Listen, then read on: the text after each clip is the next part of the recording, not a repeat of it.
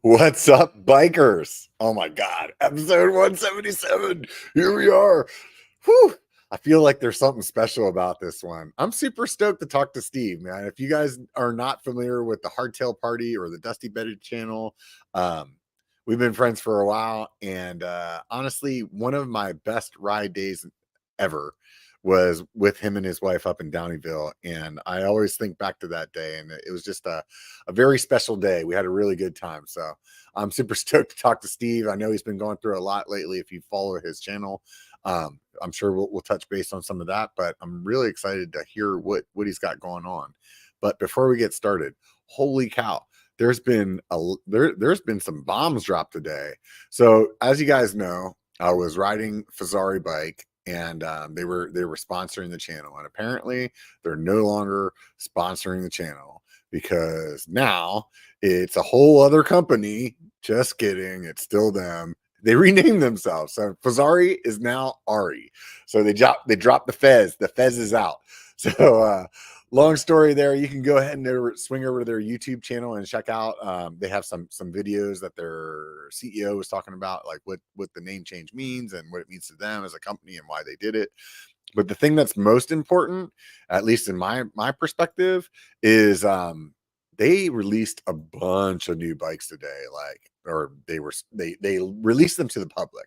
So a new e-gravel bike, a new e-fat bike, a downhill bike, a dirt jumper, a lightweight EMTB with the Fazua motor. You might be familiar with that, with the Pivot or the Santa Cruz.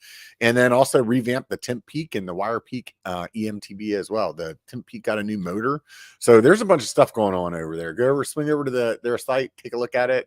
And other than that, another sponsor of the channel is Tasco, and the shirt that I'm wearing right now, this is a Tasco shirt. You can pick this up over there. It's one of my favorites. I like the Brat Bear shirt. But other than that, they have these other shirts that are called the Session shirts, and they're a dry release kind of shirt. So it feels like a cotton shirt, but you can wear it. It's sweat wicking and really comfortable to ride in. And they also are a little bit longer. So it's a good no butt crack shirt. If you're bent over riding bikes, you're not showing your butt crack to your buddy. If you use the code biker B1KER, you'll save yourself 20%. And that's pretty rad. Everybody likes saving money. Outside of that, if you're going to Sedona Mountain Bike Festival, I'm going to probably talk about this with Steve, but just in case I forget, on Friday, I'm going to be at the Tasco tent between 12 and 2. And at 2, I'm going to do a group ride, a no-drop group ride. We're going to have a good time. We'll get back to the Tasco tent.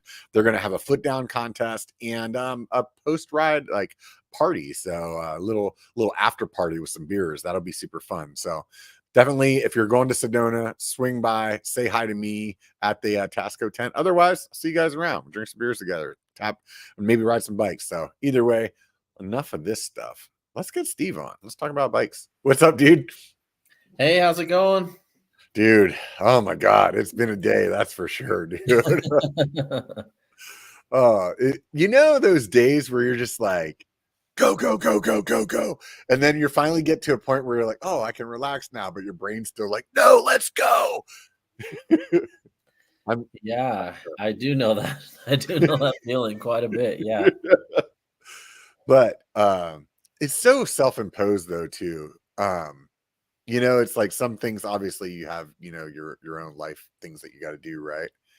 But then it's like, I sticker bombed this EXT fork that I have. I don't know if you saw that on my Instagram. I saw that. Looks good. Right. And so when I did it, yeah, it looks super cool. But when I did it, the zip ties for the mud guard that I had were covering the EXT logo. And I'm like, oh, I don't really like that. So typical me, I go down this rabbit hole of how can I get a mud guard on there? Because they don't the synchros doesn't fit. And it ended up being a day and a half of me just use it. I designed one. Basically, I designed a mount so that you can screw any plastic mud guard into the back of the EXT fork. So now I have no zip ties. Super stoked about that. Right on. Yeah. What's new with you, dude? Oh man, it's been a while since we chatted. Thanks for having me on. First of all, I love being a guest on your awesome podcast. Oh, thanks, buddy. This week I dropped my new YouTube channel. It's called Big Brain Party. I'm really excited about that, and it's doing well. So Yeah.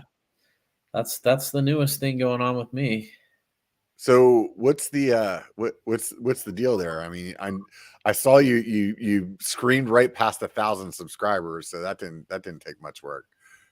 Yeah, I'm lucky to have all my Hardtail Party fans. They'll follow me wherever I go, so it was easy to hit those 1,000, and they're wonderful. I have such a great audience, and we have such a great community.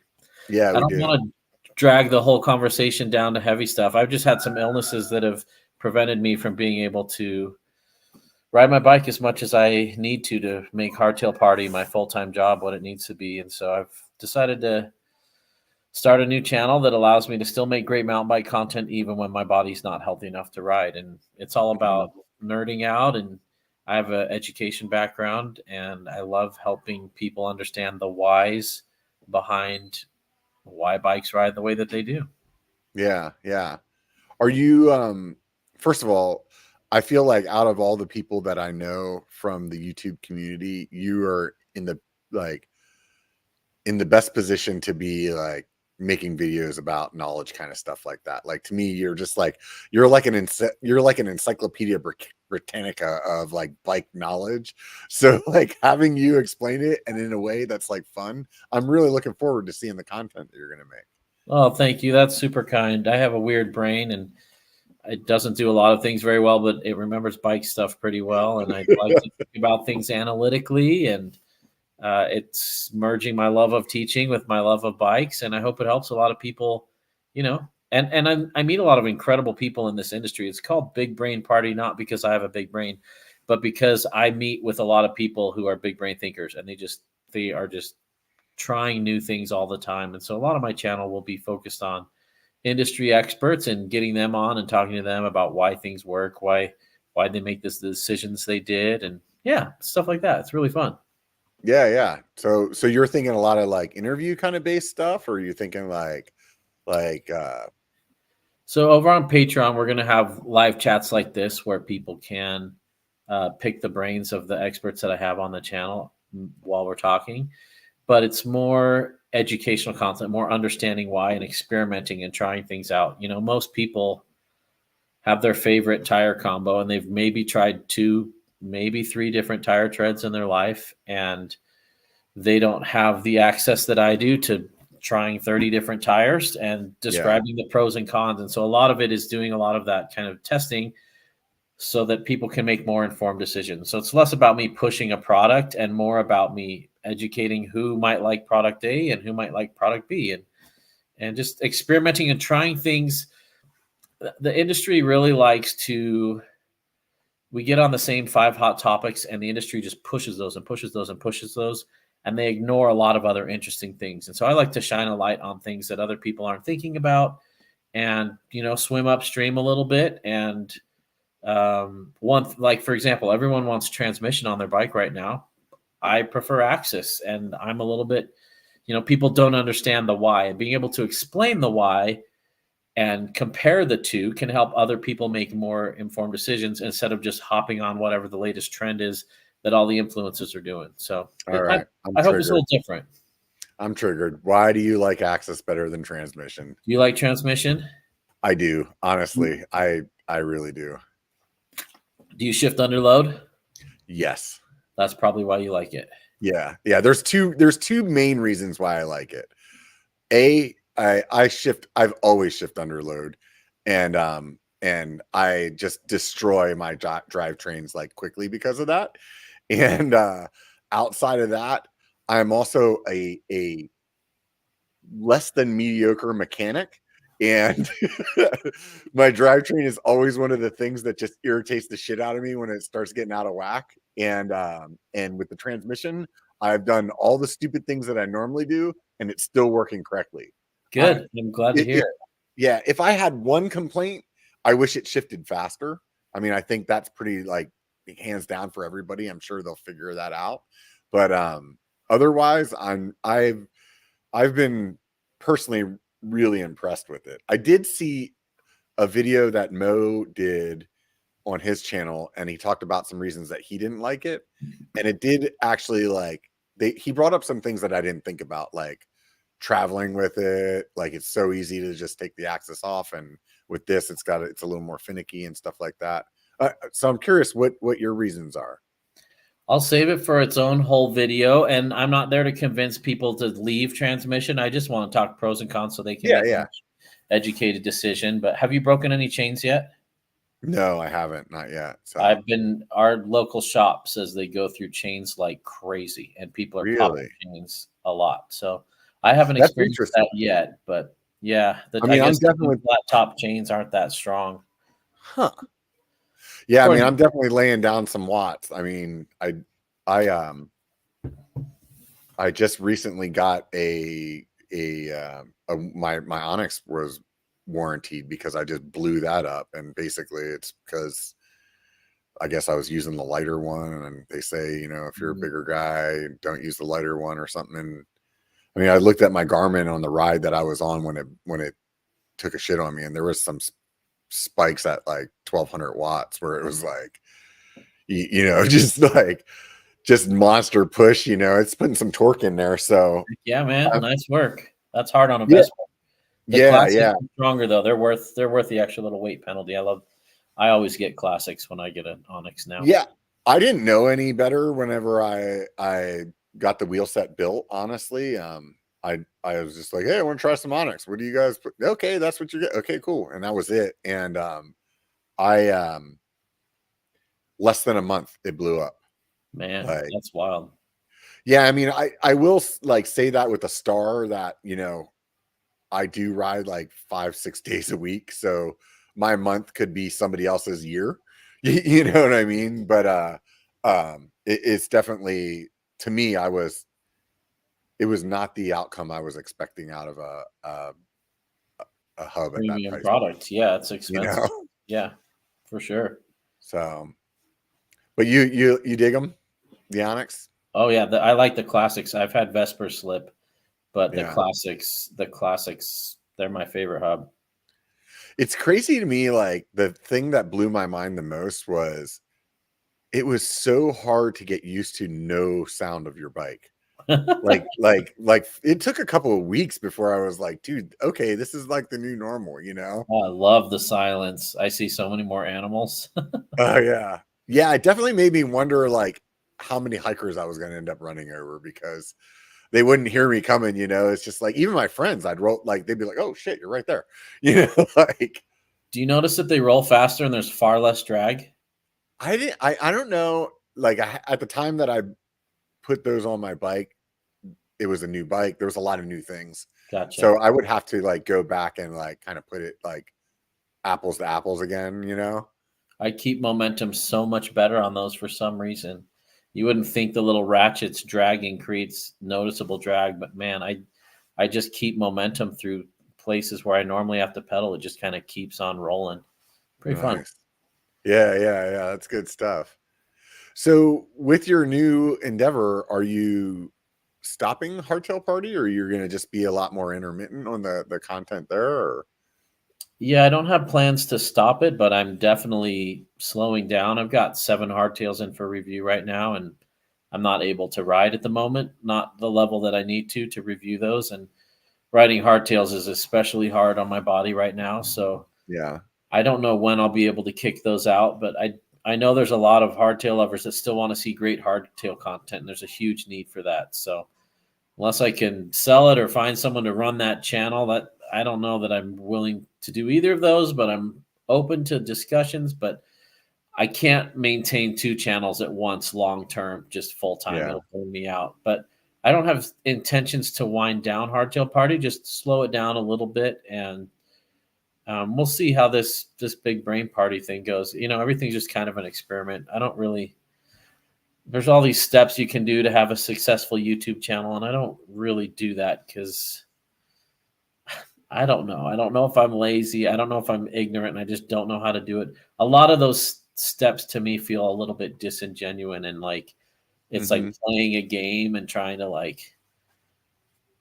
It's that same old thing where I always like, do I make a clickbaity thumbnail that everyone clicks on, and then now I'm a clickbait person, and I'd rather lose some views and not do clickbait. And so I don't know, I'm fighting against the system a little bit and just kind of trying to Yeah. do what I want to do, what's fun for me. And it could probably be a lot more successful if I followed some rules, but it seems to be working all right. And I'm really happy with the community we've made. Yeah. I mean, even if you're not following the rules, let's say, like, air quote, I mean, you grew Hardtail Party pretty quickly, and like, you have a solid um subscriber base over there, like, without a doubt. So I feel like you must be doing something right. Well, thanks. They're very engaged and we have a lot of fun. It's a very supportive group.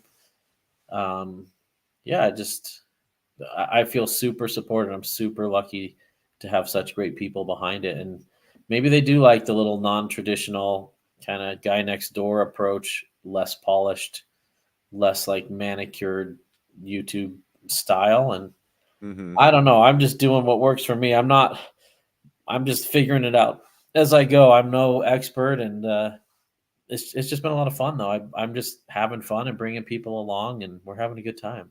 Yeah, for sure. I mean, you've definitely had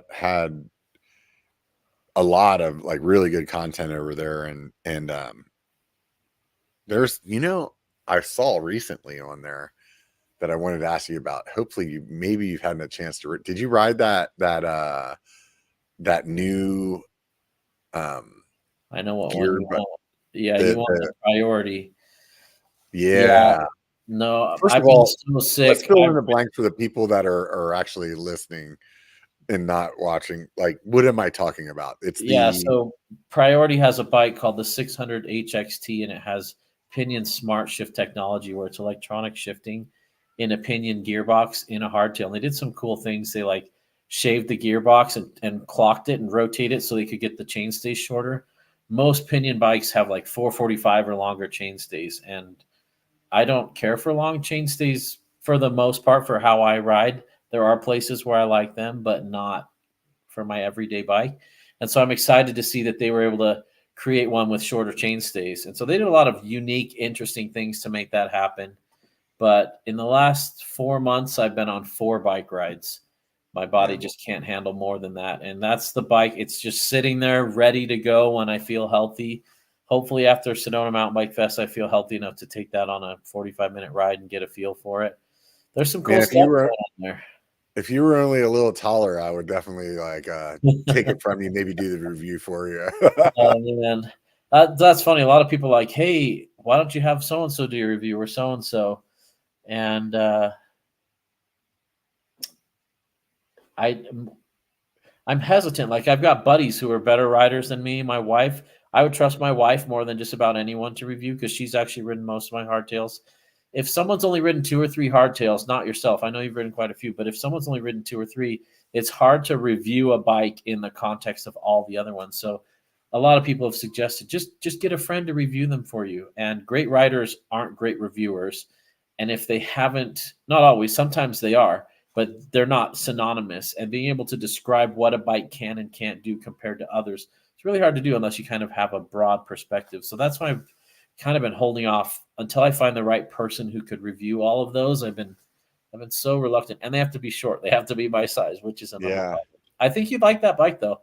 Um, Pinions don't have great engagement. If you live in a place where you never stop pedaling for 5 minutes, that'll be great. Here in Sedona, where we have a rock move every 50 feet, like a 2 foot tall ledge you're getting up, that Yeah. wears you out real fast to not have fast engagement in there. That's interesting because I didn't ride when I rode the Zero. That's my only experience on Opinion. I had a blast on it, and, like, it really, like, blew my mind. I was like, this is what I wanted to, like. I personally have, like, a thing against derailers. I can't wait to see them go away. So I'm like, even though I don't have a pinion bike, I'm like always rooting for them, right? And but I rode that bike in Santa Cruz, like, where we were just doing, like, we did the flow trail and braille, Uh-huh. like, we did just super long, No tech climbs, climb. and then big Right. long descents, and so I definitely was not doing any ratcheting. So Yeah. when you say that, I'm like, I 100% believe you. You know, you ride in an area where your hub engagement is freaking, it has to be on point. Like, It makes a world of a difference. Like yeah, even shifting, I've noticed with high engagement hubs, the shifting's a lot smoother when there's slop in the hubs. And this doesn't apply to pinions because the shifting inside the transmission up front. But even on like a budget build, which I like to review bikes on kind of the lower end because that's where most people are going to buy hardtails and then they're going to upgrade wheels later on or something. But it can make, like, you could take an NX shifter and make it feel twice as good with an Onyx Classic on there. It just shifts so much better when there's no slop in the hub when you're shifting. It's pretty interesting. yeah, no, But I yeah, can definitely agree with that, because I had my first Chameleon. I got the bottom of the line build, yep, and I then, you know, like put better parts on it later, kind of like what you just said. So I did the bottom of the line build. Hey, this is what you get for the cheapest of the cheap. And then I upgraded it. And one of the upgrades was I put those Night composite wheels on, and I yep, had Project 321 hubs in. And I kept that NX shifter on and derailleur on that bike almost the entire time I had it. yeah. And it was fine. Like, I honestly, like, I didn't really have any reason to change. And I think the only reason I did was that I think the Axis stuff came out, if I remember correctly. So I was like, oh, Sweet. I want to try that, you know? For sure. Yeah, yeah. Makes a big difference having a good wheel set and hub.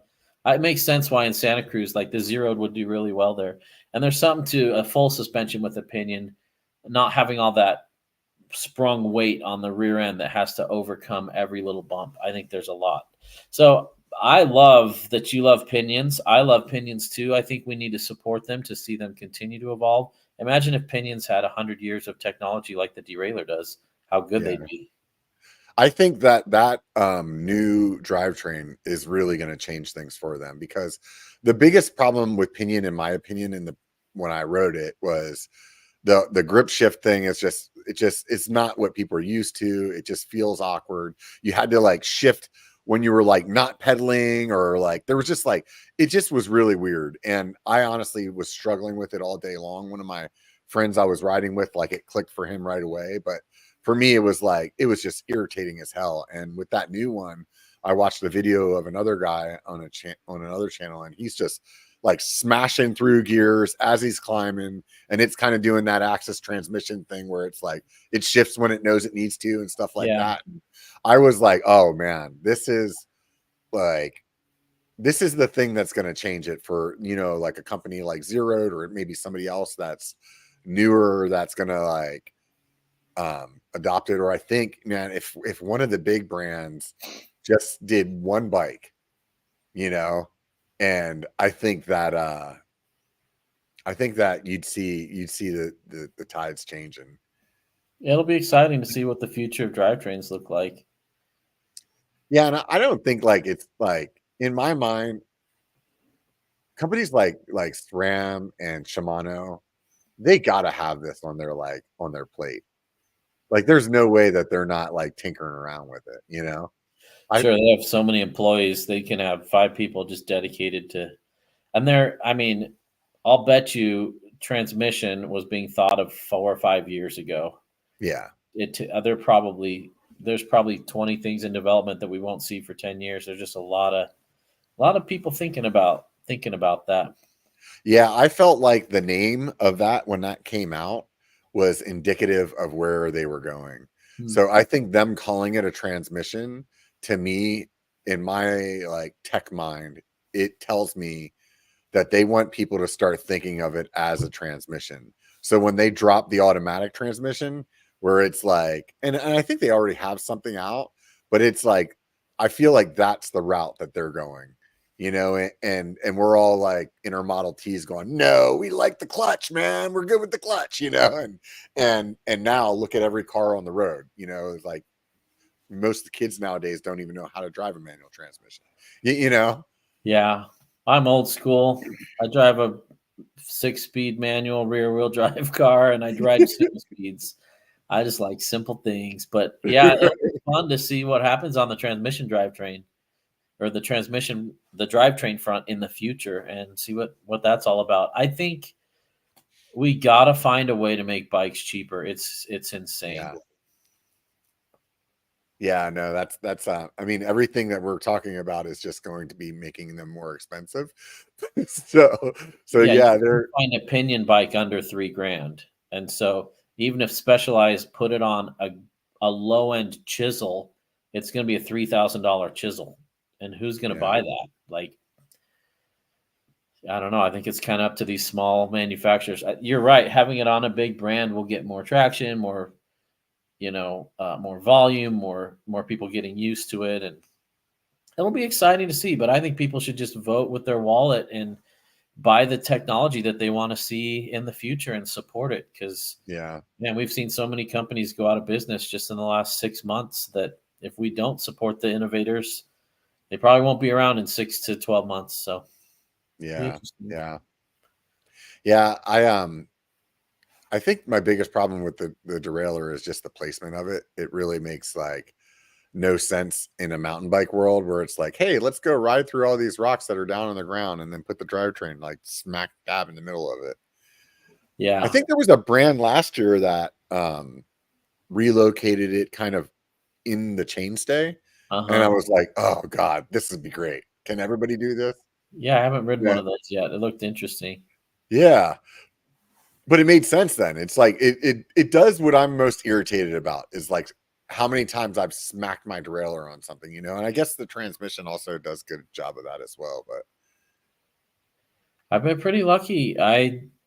Yeah, I don't have derailleur problems. Um, I've been that's if you running ride a single active. speed, you don't have a derailleur, dude. Yeah. There you go. That just there's how you get rid of the derailleur. Did you ever set your chameleon up Dude, single I phase? wanted to so bad, and I never got around to it. Now I'm like switching over. I just bought one of the Fazari hardtails Cool. just to see what it's like, and Is it a or solitude or do they Ari, have a new one? huh? Is it a solitude or is it a different one? It's the Like the XC Wasatch carbon Peak, I one? think is what they call it. Oh, cool. Yeah. So it's a little more XC. When I was looking at the geo numbers, because I ordered it in XL, the XL geo numbers are closer to the Chameleon large.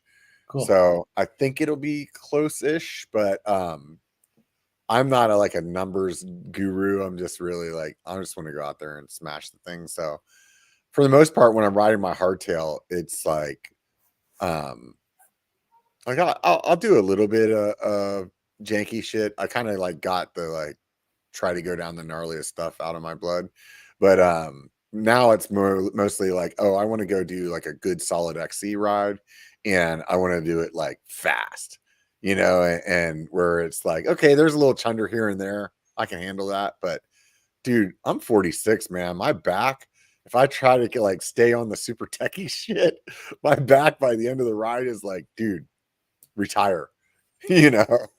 Yeah, I'm enjoying the simpler stuff lately when I can ride these days. Yeah, I think if you like sprinting on a XC type trail, you're gonna love single speed. Give it 3 or 4 rides before you judge it. Yeah, yeah. You got to get the right gearing. Too many people get too hard of gearing, and then it's really tough. Pretty fun. I think Yeah, if you I seen some guy the other day on Instagram that they were using a derailleur as a pulley, right? yep, yep, But what totally. they did then is they also put two cogs on, and then they just used the derailleur with the like little 2 inches of cable to like turn the knob, and then you got another gear. So I thought that was pretty rad. Yeah, yeah, that was cool. Yeah. I'd be happy with like a 3 to 5 speed, super wide range, like hub, internal geared hub derailleur. Like I not derailleur, but internally geared hub. Yeah, yeah, yeah. I don't need all the fine tune. I get why road guys do and XC guys and guys who like stay on the same grade for like 2 hours at a time. But like here where I'm at, just kind of up, down, up, down, up, down. And if it was like a 3 speed or a 4 speed, get a nice thick chain on there, keep it simple. I don't know. Part of me would really, really love that. Yeah.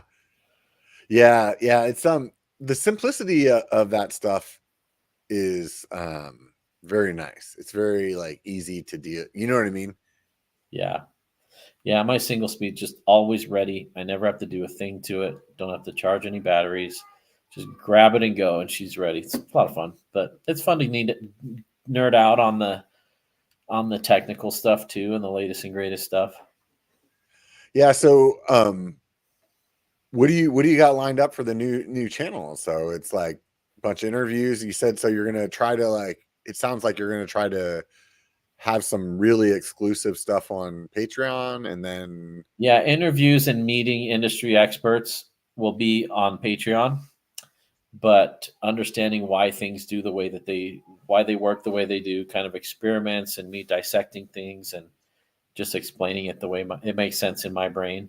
I've got a big announcement coming in about a month. I'm not quite ready to let that cat out of the bag. I was hoping to have it ready by now, but work's just, yeah, I'm going at the pace that my health can sustain, and so yeah. I've got about, yeah, I got a lot of editing to do for that project. I've already filmed it, but I'm super excited to announce that. But just education stuff and explaining why, so we don't just all follow the marketing, but we make informed decisions. Mm-hmm. What made you decide to go down this route? I mean, obviously, like the medical thing came up, that really put a real kicker in there. But aside from Yeah. that, Well, that changed every aspect of my life right now. Um, like most days, I only have energy to stand up for about 2 hours. If I stand up for more than 2 hours, my energy's done for the day. So I needed something that would play into that. And I'm like, well, okay, so what if I never get better? What if I can only ride a bike once a month, maybe twice a month? It's pretty hard to run a mountain biking YouTube channel doing that. And so I kind of had to face the music. Do I go back to corporate America? That's not very appealing when you run your own business, but there's pros and cons. What do I want to do? I really love teaching people. So if bikes couldn't be part of it, part of the reason it's not called Big Brain Bike Party is in case my illness gets worse and I can't ride, Big Brain Party can expand out of bikes and we can talk about other cool things to learn. But for right now, my interest and my passion and my connections are in the bike industry. But I do want to kind of bring in some sister sports and technologies and talk about them in the mountain bike context because I think we could borrow from other industries a lot better. We're all kind of in bike mode and we don't really look outside of bicycles for ways to improve them. And so I'm wait a hoping minute, there's things other than bikes. I've had to learn that sadly the hard way when I had to step away for bikes for a while. But yeah, I just thought, like, what do I want to do? I love teaching and I love learning myself, and I know some fascinating people that can teach us a lot of things. I wish everyone had access to the discussions I get to have with all the people I work with, and this is one way to bring it to them. So yeah, it's just a Yeah. lot of fun, and I love doing experiments. And Hardtail Party, like, it's interesting when I review a bike, people find Hardtail Party by Googling Marin San Quentin review. And then they find my review, they watch my review, and then they leave. They don't come back for more hardtail content. They don't come back. They might hit me up on Patreon and pick my brain and get my advice on which bike is best for them. That's kept me afloat while I've been sick, and that's been wonderful, my bike consultation service. But a lot of the cool things I do, like experimenting with different pedals or different wheels or changing suspension settings, things like that, or titanium versus chromoly. A lot of people were missing that. And a lot of people that first subscribed to my channel loved hardtails. And then after a while, they're like, okay, I love hardtails, but I'm getting a full suspension now. And then they're on the full suspension, they moved on. And they don't come back to the channel to watch the other stuff because of the name Hardtail Party. And so I also think the name Hardtail Party, people would tune out because they think, oh, this only applies to hardtails, even though I think hardtails are the perfect learning experience. Mhm. Everything's like real feedback. You feel things and you notice things you don't notice on a full suspension. So I think a hardtail's the perfect place to test things like handlebar compliance and wheel flex and things like that. But because a lot of people just think I'm a mountain biker, I don't hardtails for beginners, I'm not going to watch that. So I'm hoping Yeah. that by catering more to all mountain bikers, it will appeal, and they can find themselves, oh yeah, that resonates with me, even though I don't ride hardtails. Yeah, that totally makes sense. I like where you're coming from there, because like you said, a hardtail is perfect for that. Like, because you don't have this like super cush suspension that's hiding all these other issues or things that you like I don't remember if it was before we got started or after we got started, but oh no, it was while we were talking about the hubs. And I was like, oh, I just changed so many things at that time. Like I couldn't tell if it was that, and you change something on your hardtail, it like immediately. You're like, oh yeah, that was better, or that sucks. It talks to you more. Yeah. And another hard thing about hardtails is most people have never ridden a great one, because most bike shops don't have great ones. They just have the $600 to $900 ones. And so hardtails have always got a bad rap because no one's ever ridden a truly fantastic hardtail. And most people, when I travel and ride, most people are riding way more travel, way heavier, way gnarlier bike than their trails warrant, which is fine. People are welcome to do that. But I think they forget what they're missing out on. I always tell my bike consultation patrons, they're like, hey, I want a bike that can do everything. And this is the analogy I use. If we're going car shopping, let's pretend you're looking at, let's say, a BMW M3, a Subaru Forester, and a Ford Raptor. Okay. Which one is the best? They can all drive on lots of different things. They're so different that you have a totally different driving experience.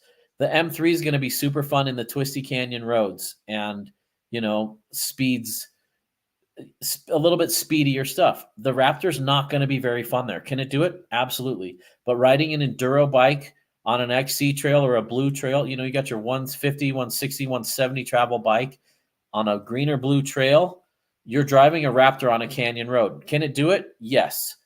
Is it as fun as the M3? No way. But Right. then if you're going out to, Glamis and hitting the sand dunes, you're not going to have fun in the M3, and you're going to love it in the Raptor where it's meant for it. So then someone says, well, I just want a car that's good at both. So you can get a Subaru Forester. It can drive on the bumpy roads. It's not going to be fun. And it can drive in the canyons, and it's not going to be fun. But it can do it. And I think mountain bikes are the same way. Now, I'm spoiled. I have like 20 mountain bikes, and they're perfect for each different thing. And it's actually kind of a problem now because when I go somewhere, I'm like, which trail am I going to ride and which bike do I bring? And it's a bit of a problem.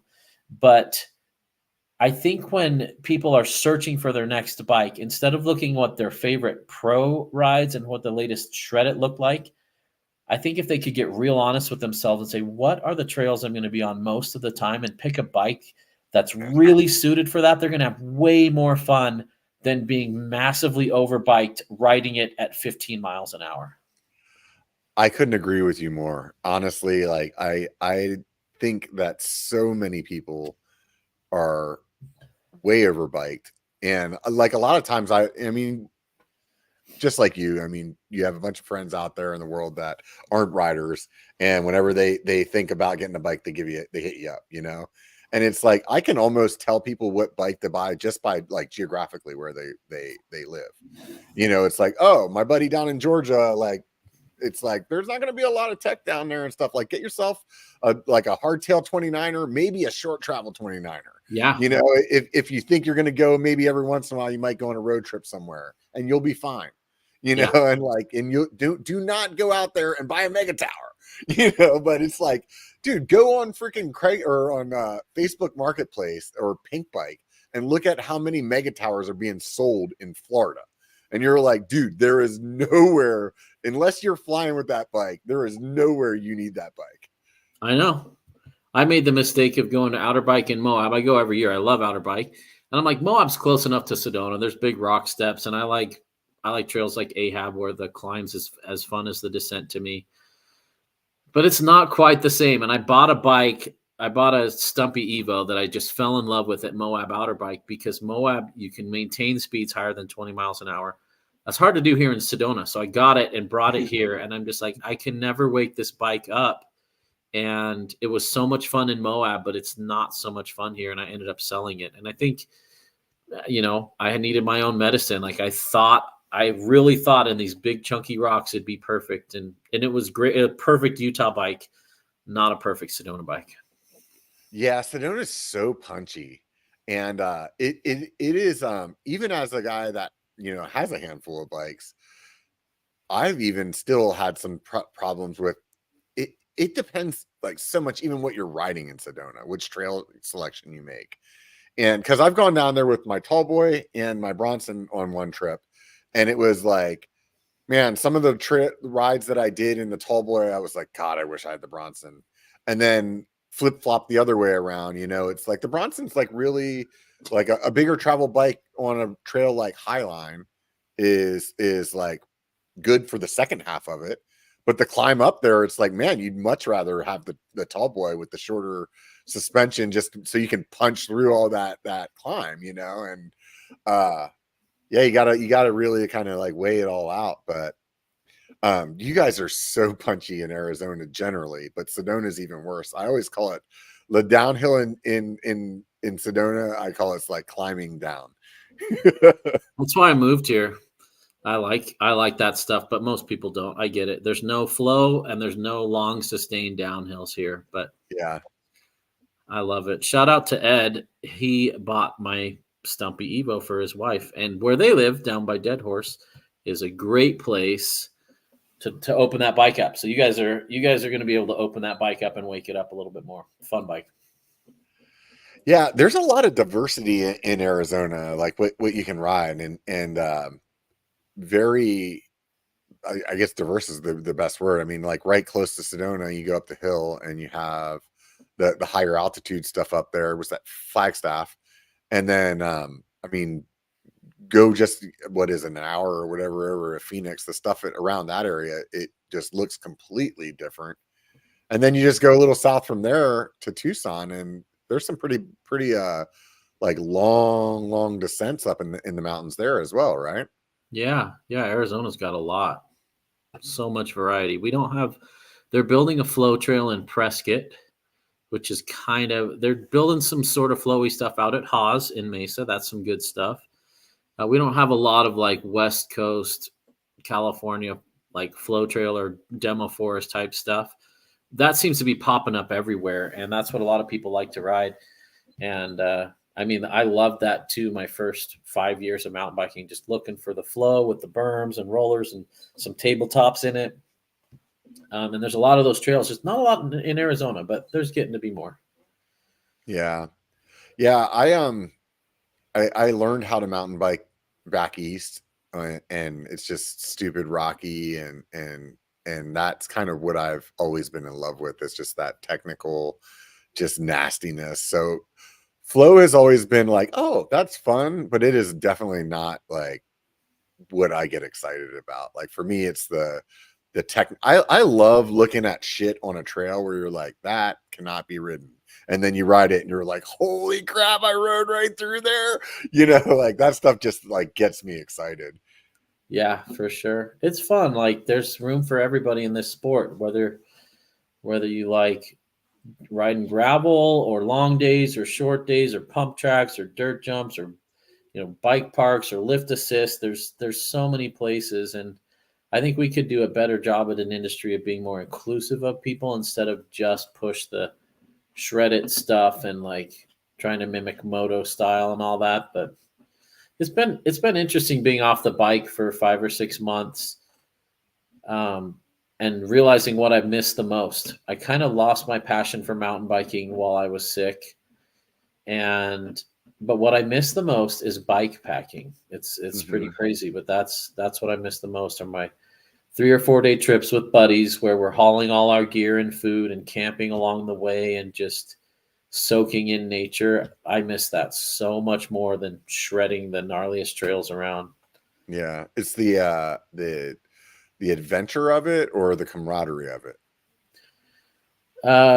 Both. It's probably more adventure because I almost never ride alone unless I'm filming a review. But all my other rides are social rides. So that was another hard part about getting sick, was I kind of lost my whole circle of friends with what we did. And I lost a huge part of my identity when I couldn't ride. So my spare time, my work was riding. Uh, all my connections were riding. All my friends were riding. And when I can't ride, they're still riding. And I didn't have really anything in life other than my church community and my family and my riding community. And I had to step away from the riding community, and I lost a huge chunk of my support. And that made it, that was a tough thing to get through. And I didn't realize how kind of unidirectional my life had become, and how focused on cycling it was. And we always joke about it in the industry, but it came back to bite me when I wasn't able to ride. I when I was younger, I was really into music a lot. Played guitar and was going to go to school for like studio sound engineering kind of stuff, and the band kind of things. And I had an injury where I injured some kind of nerve or something like that in my arm. I didn't really know what it was at first, but basically, like, I couldn't like make the tips of my fingers, like I couldn't push pressure like that with like 2 or 3 of my fingers. So I, like you, all of my friends were musicians. What we did every time we hung out was like, yeah, we'd go on a hike, but then it was like, well, we also had our guitars, so we would go like jam, or it would be like, oh, we're all going to go over to like Joel's house and we're going to just make music and drink some beers. And it's like, we're going to go camping, but really we're just going camping so we can play music together. And like everything was about music. And when that happened to me, and all of a sudden I couldn't like my whole life revolved around my guitar. Like I remember like thinking like, if I lost everything that I own except for this guitar, I would be happy, and it was just like you said, it's like a really like a soul, like it's soul crushing. And then it's like at the same time, it's like, man, what am I going to do with myself? And that's a tough place to be in. It's really a tough place to be in. Yeah, I've experienced depression for the first time in my life, and it was pretty heavy. I don't want to get too heavy on the channel. I want to keep it light, but what pulled me out was my buddy Cody, my main riding buddy. He's a really, really good friend, and he noticed I was struggling. And he'd invite me camping, and I wouldn't have energy. He'd invite me working on bikes, I wouldn't have energy. He'd invite me to ride, I couldn't do it. And he's like, I know you have an RC 4x4 rock crawler. I just got one. Come over to my house and we'll just drive around the yard. And I came over and we drove for 3 hours in his yard, and like instantly my spirits lifted. And so I've gone down the rabbit hole of rock crawlers, RC rock crawlers, and it's brought a lot of enjoyment to me and my friends. It's brought the social element that I've missed about mountain biking. There's a technical element where you modify your car to do certain things, and it gave another depth to my life that pulled me out of the depression that I really needed. And so shout out to my buddy Cody. He's a really good friend, and he really helped. Yeah. He saw me that I was struggling, even though I didn't have the words, and I didn't even know I was depressed until I was coming out of it. Then I was like, whoa, it's been months before I've been excited about anything. I'm so glad he did that. So it's okay to have extra hobbies. I used to have so many hobbies. I never had time to do them all. Yeah. I'm kind of laser focused on bikes, but I kind of needed to branch out. Yeah. Well, first of all, big hugs and high fives and all that to Cody, dude. That's awesome that he did that. And it's good to have good friends like that. I'm glad you're surrounded by people that are able to lift you up when you're in a bad spot. It's definitely need more Codys out there, that's for sure. So we do, and I'm lucky to have a great friend in him. Yeah, that's and awesome. You've been a good support too, Robert. I appreciate you've reached out, and you've been a great support. I appreciate our friendship, and thank you for thinking of me and connecting with me. It makes the difference. Yeah, I mean, at the end of the day, to me, like, life is really about the experience that you share with other people, and I don't know. I mean, I'm just not much of I'm not a super solo guy. Like I struggle when I'm by myself. Like it's like emotionally and mentally like not good for me. So yeah, good friends and good family or whatever, like just the people that you surround yourself. That's what it's all about. At least it is for me. So I Yeah. think that's why I like bikes so much, I've always liked the community aspect of bikes. It's been so fun to run Patreon and have people asking for bike advice from all over the world. And it's sad to me because it seems about 95% of my patrons don't ride with anybody. I'll say, do you have a buddy with a bike that he would let you ride it for 100 yards on the trail to see if you like 29ers, or have you ever used a dropper? Or they'll be like, hey, where do I buy tires? They don't have a local bike shop that they connect with. And I just realized there's a lot of lonely bikers out there doing it solo. I think the industry has completely forgotten them. Yeah. And people that grew up with bike shops think everyone knows how to use the bike shop, and we remember the days when most bike shops were good. They're kind of hard to find a good shop now, but Yeah. there's a lot of lonely people out there that don't know how to ride bikes in a group. Yeah, that to me, I've run into that a handful of times as well when I'm talking to people, and it always surprises me. I'm like, I like am the other end of the spectrum where it's like I always have people to ride with, and every once in a while, like I feel bad whenever I'm like, I actually just want to go by myself this one time, because sometimes it's good to go out there, just get in the pain cave and just like, stare at trees and take pictures of rocks and shit like that all by yourself. And it's like good for your soul that way. But most of the time I just want to be around people. So it's interesting though, because when I'm riding, I do see a lot of people out there solo. Yeah. I mean, and I'm not knocking on that.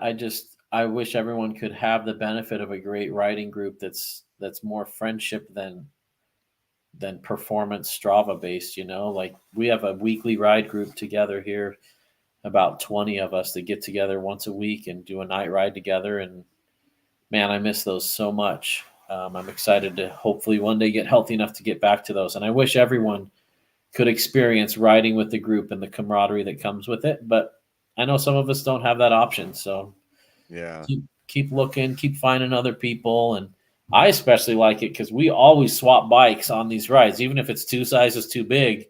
Someone gets a new tire or a new hub or a new derailleur. We all want to try it out and get a little bit of an idea what it feels like. And I think that's a great way to learn. Yeah, that's super fun. So you were talking about going down the rabbit hole with the crawlers. Why did you not decide to maybe try to channel on that? So I actually have one. I just haven't built it yet. I'm just spread too thin. And even the big RC guys are like 80,000 subs. There's just not a market to feed a family running an RC channel. And there's guys that are super established. And I just thought, what can I do that's not already being done? I have some ideas, and I've actually got a little Instagram for my rock crawling stuff. I'll film it because I like to film stuff. Who knows? There's just not enough. And if we thought mountain biking was just catered to men and leaves the girls out, man, RC world is 1,000 times worse.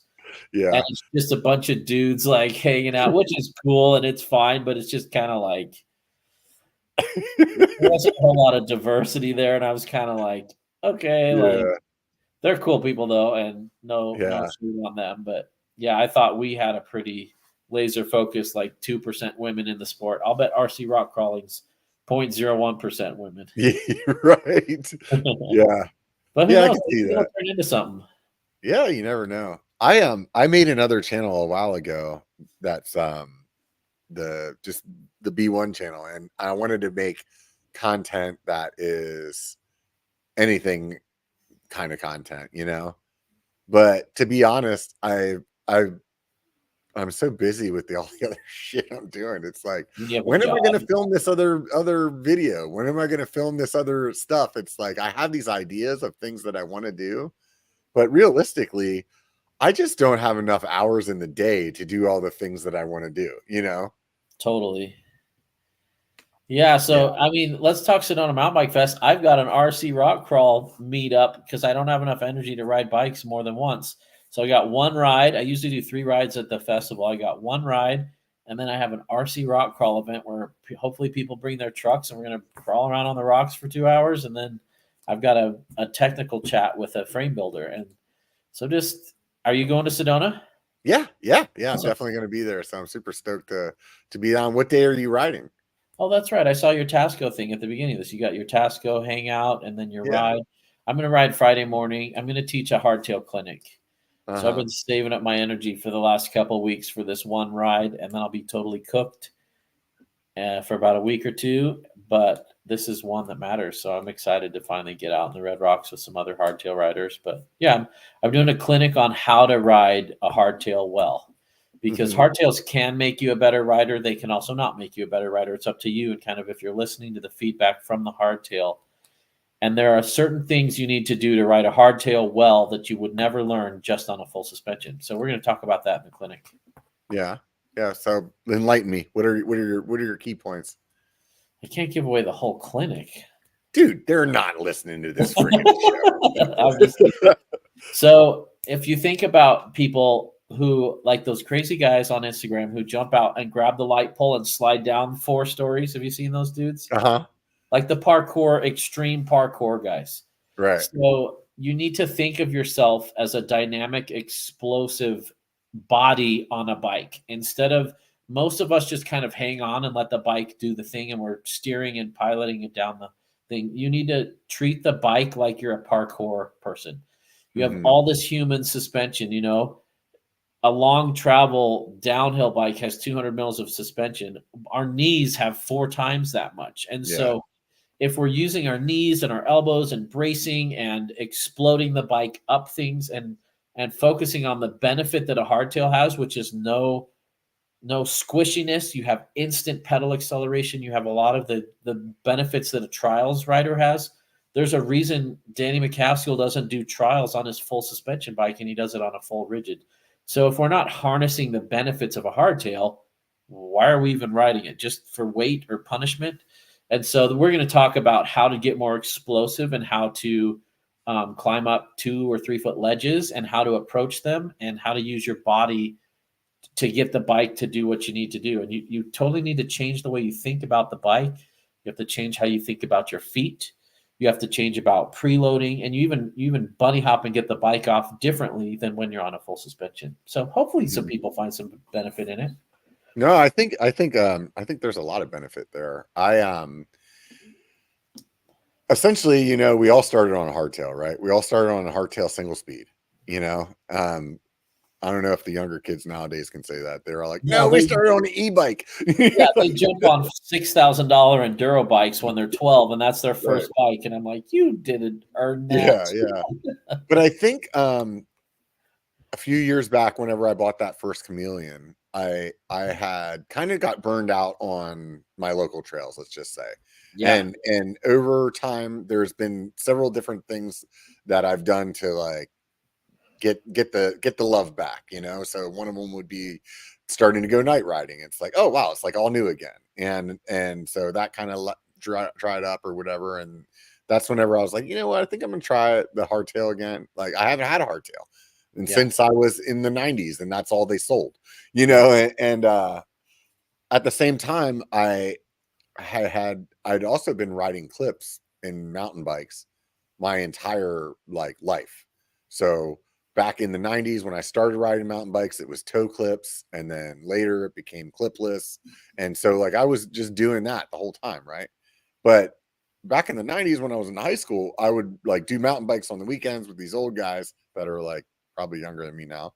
And and then, but I was still riding BMX all week long with my buddies. And so I was very, very good at riding flats. So whenever I bought that hardtail, my first ride out, I tried to go over like a 8-inch rock, little drop, and both my feet flew off my pedals. I smashed my nuts all over the freaking top tube, and aside from being completely irritated with myself, it made me realize how much of my skill set that I let go because of being clipped in, and just you learn to do things differently. And all the things that you were just saying a minute ago about how you control the bike and how you make the bike do what you want to do. You can get sloppy with that with suspension Yep. and being clipped in. And when you're not, it's a different game. And I think that buying that bike actually did so much for my skill set that I never expected it to be anything more than like, oh, it's going to be like something new for these trails. Like all of a sudden I really started paying attention to how my feet were on the pedals, dropping my heels, and the way that I'm like all these little things. And I've definitely since then I promote that hardtail riding more than the way that I would have before. Like now I'm like trying to talk my friends into like, dude, you should buy one. I'm telling you, it's gonna blow your mind. You're gonna be a little irritated at yourself, but it's gonna blow your mind. For real. Yeah. No, that's cool. And I'm not hating on full suspensions. I ride both, and full suspensions can do a lot of things that hardtails can't. And hardtail riders aren't better than full suspension riders, but it's hard to ride a hardtail well with poor technique. Yeah. And a good hardtail, that Chameleon's such a fun bike. That's still one of my all-time favorite hardtails, is that previous generation Chameleon. I like the current one, but only on black diamonds and harder. The 2017 to 21 that you had, Yeah. I'm still have looking that one. for another one. I'm still looking for a medium, because that bike is just it just makes you smile. Yeah. It's so great. And even on trails like Demo and Braille and Flow, it's super fun up there. Yeah. I actually have that same frame still. I ended up buying another one. It was a while ago. I think, I had sold my tall boy and I had all the parts from it, like just sold the frame or something like that. And I was like, yeah, I got all these parts just sitting here. I'm gonna go just pick up an old Chameleon frame and no, that bike is so much fun. It really is. So It's yeah, funny. I recommend it to a lot of patrons, and they're like, "Well, shouldn't I get the new one instead?" And I'm like, "Only if you're riding black diamonds or harder. Like, the old one's actually more fun on your local trails." I feel like they screwed up by trying to make it a mullet. That was my like I'm my glad they still sell it as a 29er. I think they're smart. I still get a lot of patrons wanting mullets for some reason, but I think people are intrigued by mullets. I think in the right place, mullets make sense. I definitely preferred that bike as a 29er though. I don't feel like mullet to me, and maybe tell me where you think I'm wrong, but I just don't feel like mullet makes sense to me on a hardtail. It just doesn't like a hardtail's already like at least the good ones that I'm riding, like the short chainstays and stuff like it's already pretty flicky. Like even with 29ers on it, you can still like move it around. So it's either build it as a 27.5 and then get the like almost BMX action out of it, or build it as a 29er and just be able to like pick up speed way more, and maybe you give up some of that. But I just don't like riding my 170 bike as a mullet. There's a huge difference, like the way that I'm tackling some stuff, especially because it's so long in the technical stuff. It's like being able to like maneuver it better. But I just I don't know. What do you see a mullet market in the hardtail space? Or I'm glad they exist, and Santa Cruz was super smart to make it. You buy a $70 piece and you can swap between the two. They're smart to have options. Um, what I like most about mullets is how they initiate turns. They enter turns differently, and the bike leans completely differently. And so if you're especially in steep successive turns, like you'd find at Whistler or something, where you're just bombing down like big turns, I love mullets for that. I would love a mullet on Flow Trail and probably on Braille on the descending. I just like that. It gives me a lot of that BMX feel. I also really like 27.5 bikes. Those are still super fun, and yeah, they get looked over, and almost nobody's making solid 27.5s anymore. I really love 27.5 plus. That's still one of my favorite hardtail wheel size. You get a little bit of that cushion out of there. They're playful. They're kind of BMXy. They're poppy. They don't beat you up as much, and you just feel awesome monster trucking over everything with those big tires. yeah. I mean, I've been running the 27.5 plus on my hardtails, the several that I've had. And yeah, it seems like to be the way to go. I was gonna try because I was running 2.8s on those. So I was gonna try like just doing like 2.6 29er and see how I feel about it, but I'm not sure. What's the difference? What's the difference that you feel in those? Good question. Most people get their rim widths wrong, and so to me, like on a 2.8, you need a wide rim to support Yeah. that, or else it's rolling off you're burping everywhere. And Mm-hmm. there's no point in running big tires if you can't air down. And so to me, a lot of companies they know people want 2.6s. They're 2.6 curious, and bigger looks meaner and tougher. And so they just cram a 2.6 on a 30i rim. And to me, I still think that's a little too narrow. Mm-hmm. And so I like a 35i rim. I even like a 40i with a 2.6, and then it really fills out. And then you can run those lower pressures without it burping. But if you're wanting, my favorite tire size is 29 by 2.8 and 29 by 3.0. They're kind of dying, but they're magical. And they're actually 30.5 inches tall. They're noticeably taller. So it actually feels like going from 29 or 27.5 to 29, and then that same jump up because they're bigger around. They roll over things better. There's a lot more cushion. They're pretty light. And when you go bigger tire, you can go smaller tread blocks because there's more contact patch on the ground.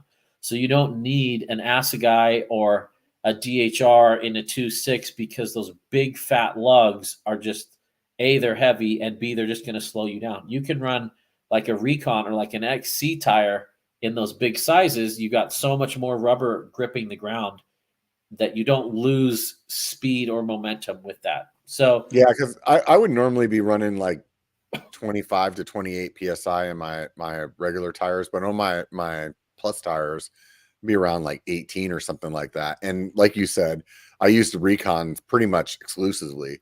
I messed around with a bunch of different tires, and I ended up just using the Recon front and back. Like it was honestly like it just really good. I mean, the only part where that tire gives up is once it gets muddy. If you get into mud, forget about it. But everything else, like, dude, that thing is like unbelievably well planted for as small as the knobs are. yeah, for some reason I can't get along with the Recon, but I can get along with the Recon Race, which has even smaller knobs, which is weird. But that's just for where I live. When I'm in Northern California, I love the Recons. They're great up there. It's something about the dirt. Mm-hmm. But yeah, so 2.6, I think if you have a 35i rim, like an Ibis rim is great. I like 2.6 on that. I feel like 2.6 doesn't have the benefit of like a 27.5 2.8 where you just get that marshmallowy feel, which I like. Mm-hmm. It's more like a heavy 2.5 to me. It's Yeah. not much better than a 2.5 unless you got a wide rim. And so I read this article on bikepacking.com. It was actually a YouTube video. I was pretty disappointed. They were talking about, are 29 by 3.0 dead, and is 29 by 2.6 the new one? And they'd never ridden a 29 by 3.0 or a 29 by 2.8. They're just talking about 2.6s. And it's like, you can't have a video about if it's dead if you've never even ridden it to compare it. And they're like, yeah, 29 by 2.6 is every bit as good. And I'm like, but he's like, but admittedly, I've never ridden the other sizes. And I'm just like, why are you putting this content out? I know people will watch it, and what's sad is people will believe it and follow it. Anyway, that's why I made Big Brain Party, because I'm more interested in not just repeating the same narrative that everybody's saying, but trying things out and seeing what might work for different people. So 29 by 2.6, maybe. I wouldn't go any heavier than a Recon tire, any meatier than that. It kind of depends on the bike. It could be good for bike packing or like a long day where you're not racing and you're not totally shredding either. I feel like I can shred a 2.3 or a 2.4 harder than a 2.6, but a 2.6 gives you a little bit of cushion. I like it for adventure, exploring and stuff, but I really like a 2.8 or 3.0. Yeah. Yeah. My thought process was use the 2.6 and then it would be, I guess what it really came down to is I was having this conversation with myself on a ride one day where it's getting harder and harder to find that 27.5 plus 2.8. I know. So in my mind, I'm like, what am I going to do? Like, Right. should I sell these wheels while I can? Right. And like, and then what am I going to move to, you know? And it's like, okay, well, could just ride regular old 29ers, but I'm like, man, I really like that extra cushion on the hardtail that you get out of the plus tire, right? So then I'm like, okay, well, if I did a 2.6, maybe, you It's know, that something might, in between. yeah. I think you'll still miss the 2.8, but if you can't get tires, that's the next best thing, I'd say. I feel like I'm really upset to say that I think that, you know, plus is dying. Like I think the biggest indicator is just looking at the tire selection. Like it's just not there, you know, and Yeah. that tells you that Maxxis isn't selling them, or whoever isn't selling them. And if they're not selling them, they're not going to keep making them. And then you look at all the bikes, and I mean, obviously, like not many companies are building out plus size frames anymore, you Yeah. know, and to me, which I don't quite understand why, like I thought for a while there, like Santa Cruz, like they would do that. Like their frames they come with a 29er, but you could run plus tires if you want. And I was like, this is rad. You know, like you actually have options. Like, but why? Like maybe it's like if you're making them the what is that? The chain stays separation like a little bit narrower. Maybe you're saving a little like teeny tiny bit of weight or something like that. Like That's kind of why Boost came around. Boost came around when we were doing the 27.5 plus thing, and it allowed us to get wider it pushed everything 3 mils wider. So you had a little more room in those chain stays to fit the big tires. And that was also when it's like everyone was riding 26, and then the XC guys went 29, and no one else wanted to be caught dead on a 29er unless they were racing XC. And they're like, okay, no one's buying 29. Let's introduce 27.5. And we'll tell them it's the best of both worlds. And then for 2 years, 25s were hot. Like the Bronson was invented for the 27.5. And then that was one of the first production 27.5 bikes. And then we all got on that. And then they're like, well, now we can make 29 that isn't sketchy geometry 2 years later. And then we're abandoning right. 27.5. And then like, but you can still run plus 2 years later. And so it seemed like every 2 years they were trying to convince us to try the next thing. And I'm a little bit I'm very disappointed in our industry in how we just push whatever's popular and we make up the lies and the marketing to make it sound like there's a logical reason why that should be. And we're not unique. That's advertising for you. Yeah.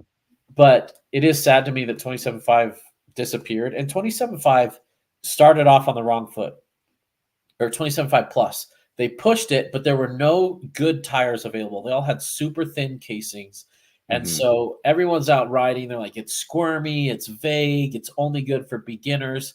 And then as Maxxis and others started to make good 27.5 plus tires, everyone had that idea in their head that, oh, 27.5 is for beginners. It's vague. It's not for real riders. And then they're out of vogue. They're not cool anymore right when the good tires came along. Yeah. And so you and I have experienced 27.5 plus with great tires, and it's wonderful. But yeah. but But you could even throw like, you could even throw Cushcore in there and drop your pressure even more and then still have the sidewall support, because that's what I was doing for a long time. I was like, dude, this is sick. You know? I remember 3 or 4 years ago, I was riding 27.5 plus, and I was at the Cushcore booth at the mountain bike festival, and they're like, "How much pressure are you running?" I'm like, 11 psi, and they're like, "No, you're not. That's not possible." I'm like, "Check it," and it was 9. We checked it, and it was fine. And I try to ride like a parkour guy or a trials guy and try not to slam into things, and so I could get away with a little bit less pressure. But there's something cool about that of running a wide rim, big tire. Actually, wanting to design a fat bike, a playful, fun fat bike that's like half trials, half trail bike that's just tons of fun, because I like big tires, but nobody makes a fat bike that I've ridden that's playful. They're all like, they feel like road bikes, like they're just designed for trekking 100 miles in Alaska. Yeah. I'm questioning what happens to 27.5 like standard. It to me, I still 100% would if it was up to me which way the industry went, we would not be riding 29ers. we would be riding 27.5, period. I know why people like 29ers. I definitely see it in my Strava whenever it's like, yeah, that's faster. I get it. But a 27.5 tire to me is just more fun. It's just like you and I'll say this, like they have gotten way better at making 29ers like handle good. Yes. But it still will, you'll go into some lines and that bike decides where you're going and not you. And a 27.5, I felt like that was the reason I didn't want to jump from 26 to 27.5 was because I was like, dude, those bikes, they kind of do what they want. And I felt like the 27.5 was like, okay, I'll take a little better rollover, but I know I'm still giving up some of that twitch and I'm okay with it. But like now it's like, it's gone. Like basically, I mean, well, at least we got mullets to keep the tires alive. Like yeah, that might be one good thing about mullets is they keep 27.5 tires relevant. And pretty much everyone on the downhill circuit, except for those super, super tall guys, are running mullets. So yeah, hopefully that keeps our DHFs and yeah, DHRs and ASA guys around. I guess we yeah. won't. That's the thing. I mean, I think that's key. What you said there is that even if it's one tire, it'll keep them making them. You know, it'll keep them making the tires. So, Yeah. but yeah, I think you know you look at some companies and like let's just use Santa Cruz for the example. You know, they used to have a 29 and 27.5 line, and now they have a 29 and a mullet line. Basically, everything that was 27.5 is a mullet now, and it just really like to me. I look at it from the perspective of so a tall boy that's a 29er and a 5010 that's a mullet. There is like barely a difference there. Yeah. Like, why do you want to have now two models when you could just now have the tall boy that can be a bullet? Yeah. You know what I mean? Right. Like to Right. me, that's the direction I see it going. You know, and it'd be like, I mean, it makes sense. Most of the companies are going to do that. You know, like why have two lines when they can just have one? Yeah. I don't know. The industry must support it. But yeah, I'm a little disappointed in how we just push. We all jump on the same bandwagon and we rush to produce it for 2 years, and then we find out what the next one is, and we rush to jam that down people's throats. And I wish consumers could slow down a little and just be like, "Hang on, like, do we really need this? I know this thing's cool and everyone's pushing it, but is this really what we need? Is this what we want to support?" Yeah, it's too bad. I'm with you. I love 27.5 bikes, and I've got this. I got a set of night wheels as well, sitting on the shelf with 27.5 by 2.8s, and I stockpiled tires before I saw that they were going out, and I bought a bunch because I was worried about that. And yeah, I miss those. But even when I built my Maniac, my signature model, it was amazing how much pushback I got on simple things. Like I want a seat tube that's completely straight. I want zero kinks in it so that we can fit a dropper all the way down it. Yeah, The pushback I got from that, just the industry's just stuck in their rut of thinking, and it's so hard to get them to see things outside of what's always been done. It's pretty wild. yeah, yeah. It's kind of crazy. What was that process like? It was fun. I worked with a wonderful manufacturer, Binary. They were super accommodating. I'm working with another company right now designing another hardtail that should be out later this year. I'm excited about that. I guess I should have started with that when you asked what's new. That's pretty exciting. But it took like 2 years from me sending geo numbers to them to getting a prototype to ride. And it was kind of during the COVID boom. So factories were at full bore, and trying to get our bikes in the line, in the queue to get built was just impossible. But even now, it still takes probably 18 months from when you've got an idea, you've got it built out in CAD, and you send it to the company. It's the companies that fight you, and they're like, "Oh no, we can't do this. That's never been done before." And we're like, "Don't worry, it's going to make sense. Why don't you just do it this way, like we've always done it?" Well, because we're making a signature bike that's better than everything else that does things the other ones don't do. And so Right. it was. I wasn't prepared for what it was like, and I was I was pretty set in stone with what I wanted, and I was a difficult customer to work with because I wouldn't budge on certain things. Like they're like, "How about it's too hard to make it fit with 29 by 3/0s with a 415 chainstay?" And I said, "We just haven't tried hard enough. Let's try some new things." And they stuck with me, and we found a way to do it. And because we did, we have a bike that's unlike anything else. But it really took a lot of pushing, and they really had to trust me. And that Maniac's such a fantastic bike. I'm so proud of that bike. It's still my favorite hardtail. It's absolutely amazing. It was fun. Yeah, I think that that seat tube situation is a problem on a lot of bikes nowadays. And I mean, I don't understand why that is. It's Like, because we're not demanding it enough. yeah, it like doesn't make any sense to me where they're like, hey, here's an extra large bike. This is for a guy that's going to be really tall. And then we have the biggest dropper you can put it in is 150 mils. Right. It's like, Right. No. Right. I'm not an engineer. I'm just a bike rider, but I can figure out that that's not working. Who's designing these? Yeah. That's what I want to say. And so they really trusted me, and they're like, okay, but I'm leery. And we sold out of those so fast. And we've sold a ton of those Maniacs, and they've been very popular, and people absolutely love them. And it's cool because now they trust me. Now when I go back for an update or a new design, they're like, okay, we're doing it. Like, you were right on these things, and it was really fun. But yeah, there's a new bike coming out that probably in a week or two. It's a full suspension, and it has a truly straight seat tube, and it lands like 4 inches ahead of the bottom bracket, and it's wonderful. Now, Noli Bikes made a patent that said no one can do that, and so they were suing any company that had a seat tube that landed ahead of the bottom bracket that was a full suspension. And so a lot of bike companies have been scared to do it. But lately, companies just do it. And they don't seem to care. And Noli seems to stop suing them. So I don't know what happened. I don't know if they just stopped caring and they didn't want to go to court and they're letting people do it now. But I hope we see a lot more of that. But we're going to see that bike probably in a week or two. And that's got some really exciting stuff about it. My wife, Dusty Betty, has one in for review, and she's going to drop a review on that thing, and it's really cool. Well, we're talking about seat tubes. The other thing that irritates the shit on me is when it is straight and it is long enough for you to drop it down there, but then they put the freaking outlets for the cabling like halfway up, and you're like, yes, fuck, man? Yes.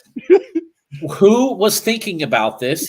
And did anybody write it between prototype and production? No, the truth is most companies don't prototype. They probably had it at the bottom, and then the manufacturer's like, we'll just put this wherever, hit go on 500 of them. And then the manufacturer's like, crap, we got to sell 500 of these now. Yeah. And you're so spot on. And it's like, it's completely free to move that down. Every bike I design, it's all internal and it stays internal. And so it just goes from the down tube straight into the seat tube, and it never pops back out. Well, and even with like aluminum and stuff like that now, they've gotten good at being able to route the cables and stuff like that internally. So there's no reason. There's like no reason. On this new bike I'm designing, the factory was so mad at me because I tried to do the same thing. And they're like, you can't put a hole there in the down tube. It'll make it weak. And I'm like, trust me, it'll be fine. No, we've never done that before. We got to make it. And the same thing. They're like showing me this drawing where it pops out and inserts super high. And I'm like, you are a production manager in Taiwan making thousands of bikes. You don't ride them. You don't understand that 3 inches of extra dropper insertion is a game changer and a deal breaker if you ruin that. And so it's just, there's just a lot of, I don't know, they're just stuck in a rut and they just keep on trying to do the same thing they've done. And they're very unwilling. And it's like, how long have we been doing hardtails? For 100 years now? Like, can we get a little bit innovative and try something a little bit new? But yeah, I'm with you. Or when the seat tube's super, super long, like we have 210 mil droppers are pretty common these days. Why on XLs is there a 150 max? You're spot on. Yeah. Or some of them they'll design with the seat tube above the top tube, like super long. And you're like, what's the point there? Right. Like, Like, Right. there's no like, I can't like think of an engineering reason why that needs to be taller. Like, Well, I met with a friend of ours who was picking my brain on his new hardtail design. I'll tell you later who it was offline. And he's like, I just don't like the look of the seat post sticking up. So we're going to just run the tube 4 inches higher. And I'm like, may I convince you not to do that for people who aren't 7 feet tall? Like yeah, you're limiting these people. And he's like, but it's just so ugly to see that much seat tube sticking out. And I'm like, okay, but you're cutting off a whole demographic yeah, of people who could otherwise fit that bike for aesthetic reasons. Anyway, yeah, yeah. That doesn't make any sense to me. That's yeah, making it longer like that. Yeah, I don't know. Because to me, like I want my seat, especially on a mountain bike. Like I always joke that my goal is actually to be like Inspector Gadget, where I push a button and it just folds up and goes away. But like, yes, but otherwise, I want it as low as it can possibly fucking get. Where it's like I put my seat down and my fanny pack hits the back tire. I'm like, oh, it's down. Like yep, that's where I want it to be. And anything double less than that, extension, yeah, yeah, anything less than that is just so irritating. So, I mean, if we're going to keep talking about it, why the hell does Axis have a 170 is the longest dropper that they're going to make? Like they don't sell no, droppers to like anybody tall, yeah, hard to know. They don't seem to have a problem selling them even at 170. right? Um, Good question. They're not a short insertion dropper, so like they're 170, like most like a one up. You could fit a 190 where you can fit a 170 axis. Yeah, And so they need a lot of tube for that actuator mechanism thing on there and stuff. But yeah, they've got to be thinking about it. I want to know why we don't have telescoping double extensions. Obviously, it'd have a lot of slop, but imagine I'd have no problem with a 300 mil dropper. yeah. BMX riding, trials riding, just getting that seat out of the way, especially in Sedona with technical rock hopping stuff like 2 mile an hour stuff, especially for us little guys. A lot of people are I like, feel like they should be able to figure that out. I mean, if they used like the secondary tube was square instead of right? like round or something like that, like I feel like they could. I feel like that's like not an engineering. Like if we could put a man on the moon, we should be able to make a double telescoping freaking seat post, right? Right, it's not harder than a lefty. There's way more tech in a lefty than and Yeah, I think those would do pretty well because then you could get 200 mil drop with half the insertion, and for full suspensions, that makes a ton of sense. Where yeah, we've always got that kink in the seat tube, and you've only got so much insertion. Well, if you could double telescope it, I don't know. I've always wondered why we haven't seen that. I expect some Chinese company to come out and do it terribly, and then yeah, someone to come out and do it right. yeah, yeah. I think that I don't like the idea of spending $800 for a dropper like Axis, right? But and on the other hand, my failure rate with a regular cable actuated dropper is very low. I've had a couple of instances where some shit has come up, but realistically, and this is I'm gonna agree with your buddy on this one. Like aesthetically, when the cockpit's set up with the wireless dropper, and it's like you just see those two brake lines and that's it. Oh my god, it looks so good. So, do all of your bikes run axis droppers? Is the question. No, I don't own an Axis dropper because they don't make a 200 or Good I for use you. the one up 210. And I was thinking the other day with the because the seat tube's super straight on the RE that I'm riding. uh I was like, man, I think I actually could put the 230 in there. Wow. And I just had the 210 from before because that's all I could fit in the Santa Cruz bikes Yeah. because they had their shock kind of down low. Right. So I was like, man, I might be able to get a 230. Oh, I'm excited about That's cool. that. I think SRAM's missing a huge market there. Yeah. But yeah, I bought a couple of them because back when I was healthy, I was building and de-rigging and taking apart 2 bikes a week, and not having to run a dropper cable 2 or 3 times a week saved me so much time that just pulling it out, shoving it in the new frame, and I could just keep the handlebars on and move them over. Like when you're rotating parts and recycling them, that 850 Yeah. bucks doesn't. It's not such a hard pill to swallow. when you're doing that all the time. Yeah, Kind no, of Lone I Ranger. yeah, I wanted to say what's up to him too. I was just trying to type it out, but since we said it out loud, Sorry. yeah, no, it's all right. Lone Ranger popped in just to say hi. Can't wait to watch more vids on the new channel. Stoked for it. Right on, That's dude. awesome. Yeah, he makes such good content. Oh, God. Yeah. Yeah. Like he He's the makes opposite. he makes me feel like you know how you were giving that analogy about the trucks on the wrong roads and stuff like that.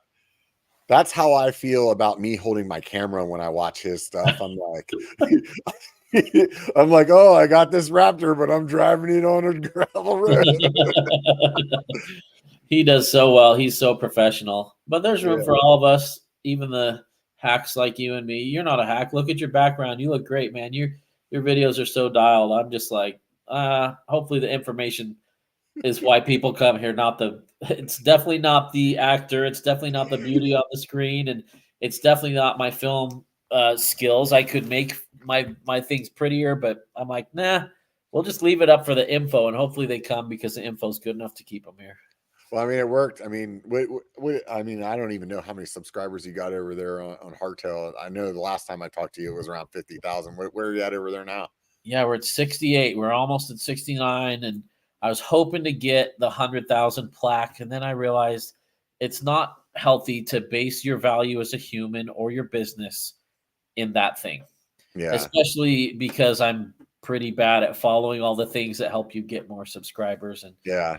I've never paid for subscribers. I don't have sponsors. I have partners that sometimes will partner on a video, but I've kind of swam upstream, and I don't know if it's been a good thing or not, but I'm super grateful for all 68,000 subscribers over there. And hopefully Big Brain Party can hit 100,000 one day. But if not, it's okay. I don't need that plaque to feel like it's value added. And yeah, that'd be neat. And I really respect the people that have them. It's not sour grapes. I've just come to a place Yeah. psychologically where I'm okay. I'm okay if that channel only has 10,000 viewers, subscribers, and it can feed my family off it. But based Yeah. on how popular it's been already, I'm really hopeful for this channel. People are loving. I did a video on SPDs versus uh, Crank Brothers, and it's less about SPDs versus Crank Brothers, but it's more about float in your pedals. Like, I got a Yeah. question for you. I saw that pop up and I was curious to, because you said something like your title was something about like after 10 years of riding SPDs, I switched to the Crank Brothers. And when you said that, the first thing that came to my mind was I tried Crank Brothers years ago and it had too much float. It bothered me that it had too much. Yeah, But and I modified mine so they don't have float. So, like, ah, I like flat pedals. I know you like the Pedaling Innovations pedals, and yeah, I like flat pedals, and when I ride flat pedals, I like sticky soles that lock in and don't twist. right, I don't like slop. I right. use my pedals as a control point. They're like grips for my feet, and you push on the pedals and lift and do things differently with your feet, and I need them connected. And so, So yeah, go oh, ahead. man, I'm sorry. I I have been trying to talk one of my buddies that is like all on SPDs. Like he just freaking lives and breathes it, right? And I keep telling him like, dude, you should try flats. And he's like, oh, I tried flats back whenever I first started. That doesn't suck. It sucks. Everything fucking. And I'm like, first of all, you're a better rider now, you know, than you were then. So Right. and second, there's like way better fucking technology than there was then. So like, and like what you were saying though is it like I've tried legitimately to like get back into SPDs again, just to be like, okay, I've been on flats for a while. Let me see if I can do this. And exactly what you were just explaining is what irritated me. Is like I feel like if I move my foot, I'm coming out. Yeah. And it's like I want to move my foot to make my bike move this way, and I can't. And it's like unless I'm riding the XC or my gravel bike, I don't want them. You know? To me, it feels like I'm standing on a patch of ice, and it just Yeah. like slips with that float, and I can't twist the pedals. When I'm on flat pedals, I can actually rotate my hips and twist my feet, and the bike Yeah. will rotate around the bottom bracket. When I'm in SPDs, I can't do that. And a lot of people I The talk about lift, this a little bit the in lift that though. video. That's what they're doing.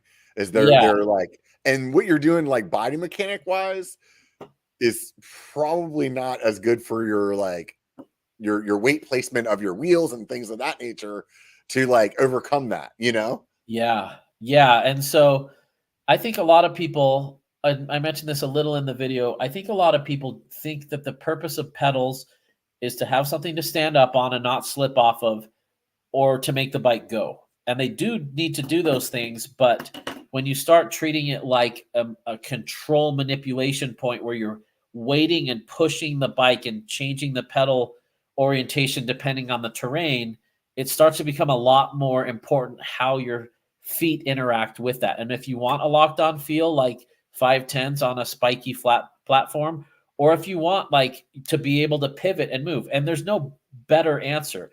And so and you can have both. You can have that high float with Cane Creek. You can have that high float with SPD. You can have the locked in. Sorry, I keep saying Cane Creek, Crank Brothers.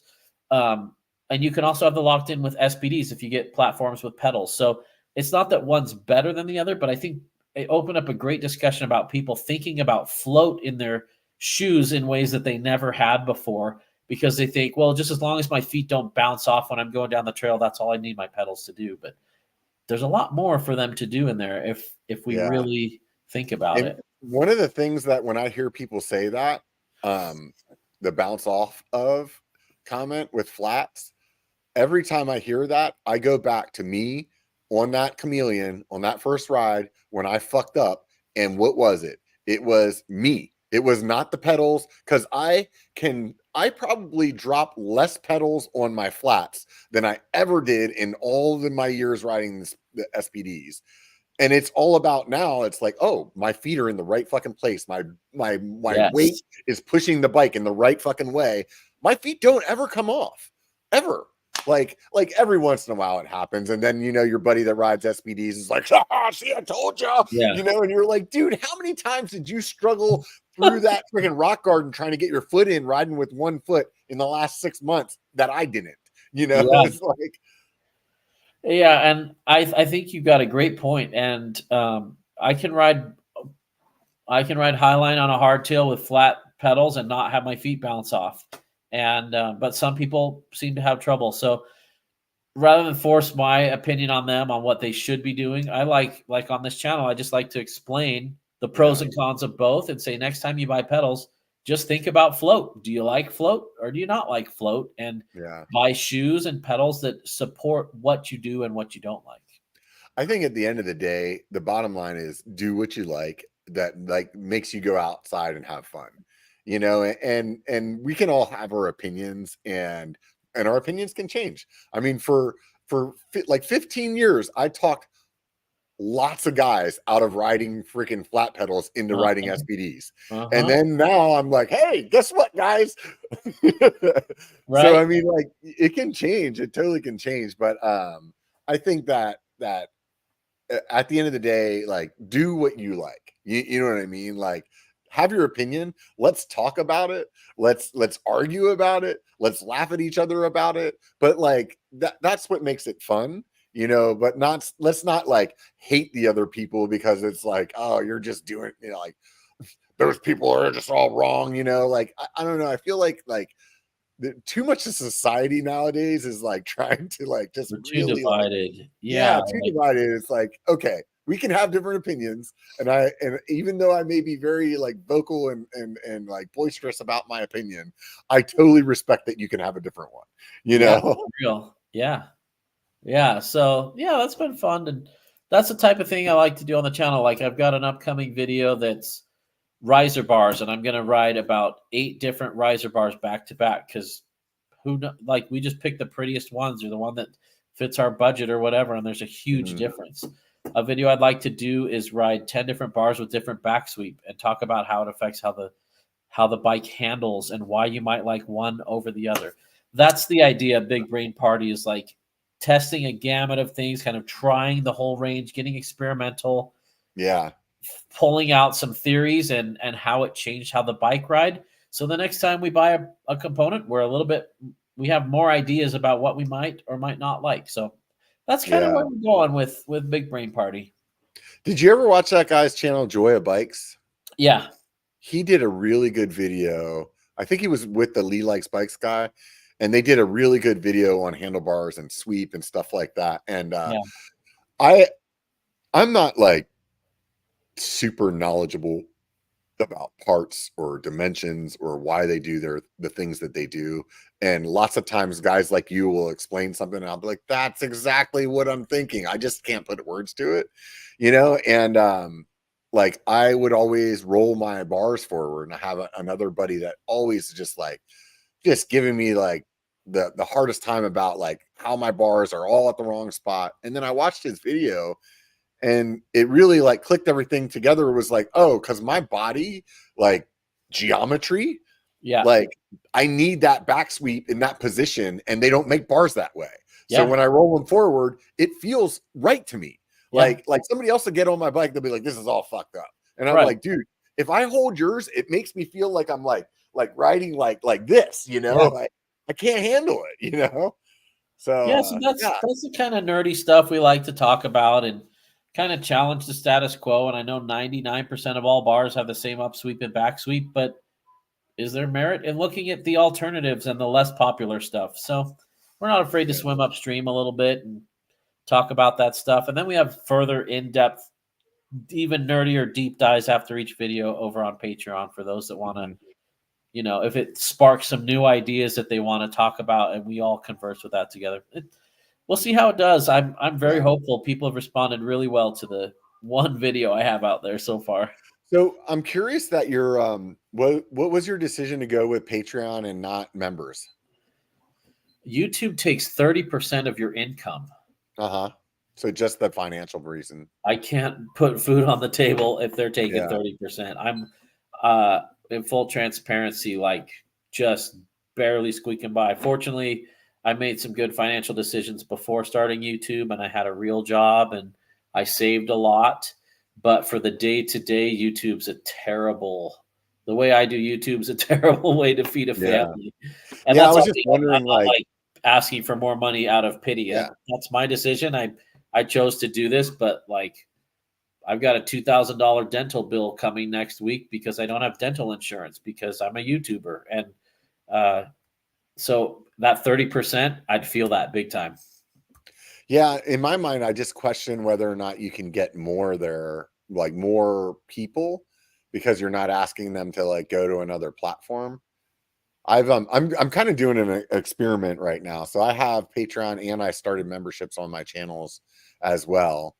And kind of seeing what's happening. So I have them turned on Hardtail Party, but I don't have any members. And I've been releasing videos a week early on Hardtail Party, but just to members, but it's not picking up. But yeah, if a third of my pre-tax, a third of my income is gone, I won't survive. And so YouTube's freaking greedy with how much they're charging for that. That's ridiculous.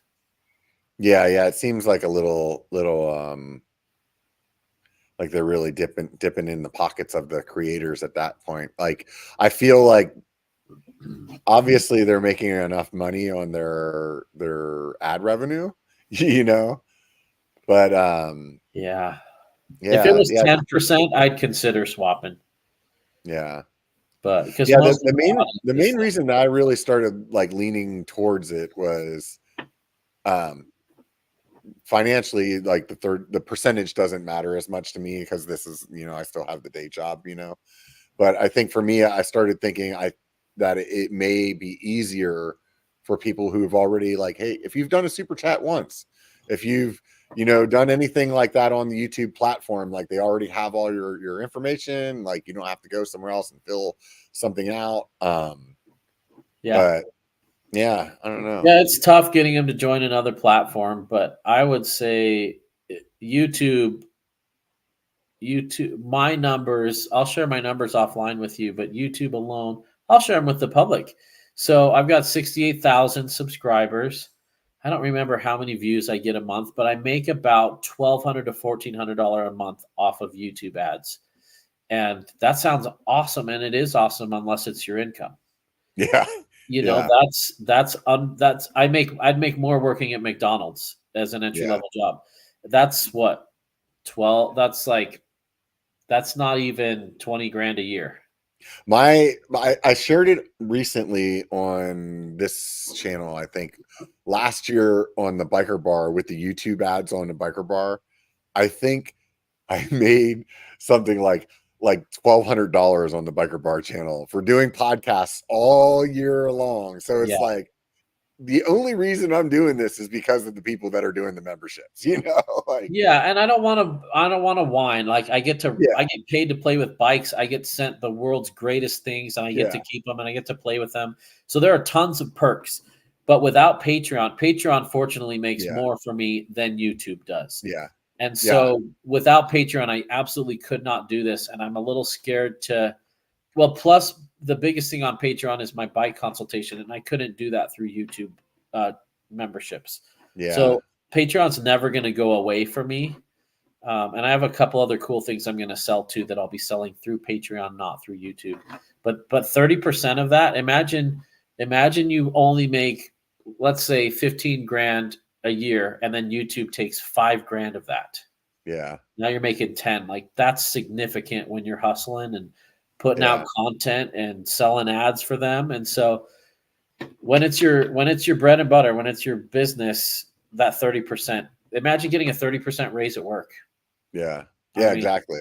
whew, Yeah. we're happy for a 2 or 3% raise.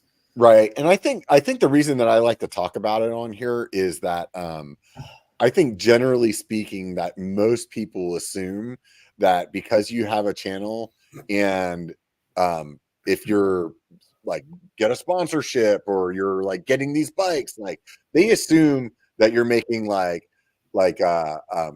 big money.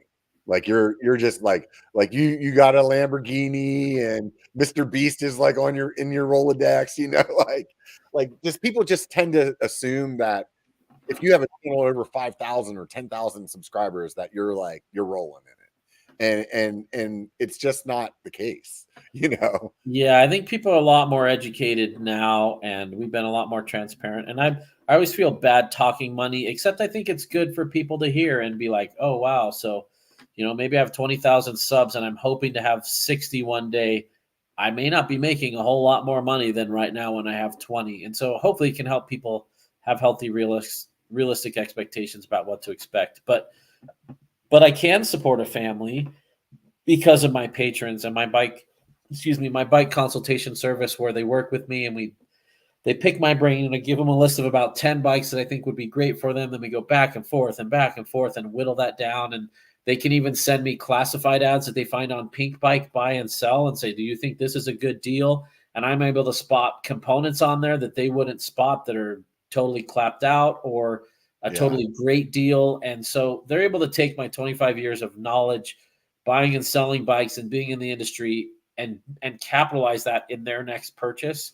And really, I'm a bike consultant who happens to make YouTube videos that are educational.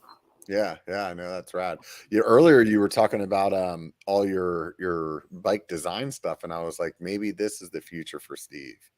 Like, I'd have you love ever thought to. about starting your own thing?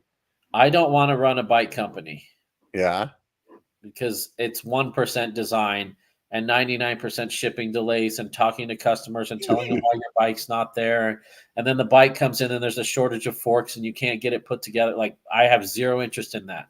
So hmm, what I do is I approach companies and I say, well, companies are approaching me. Hey, we'd like your input on the new model. And I said, great, that'll cost $10,000. And they're like, we were hoping you'd do it for free. And I'm like, sorry, I bet you were, but I I'm was in hoping you would sell all your bikes for free.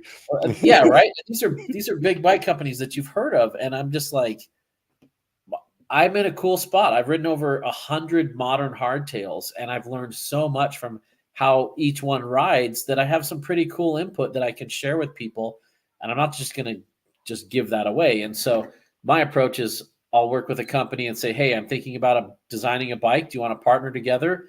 I'll do the design. We'll work together, and then I'll make a small commission when we sell each one. Then I don't have to do emails.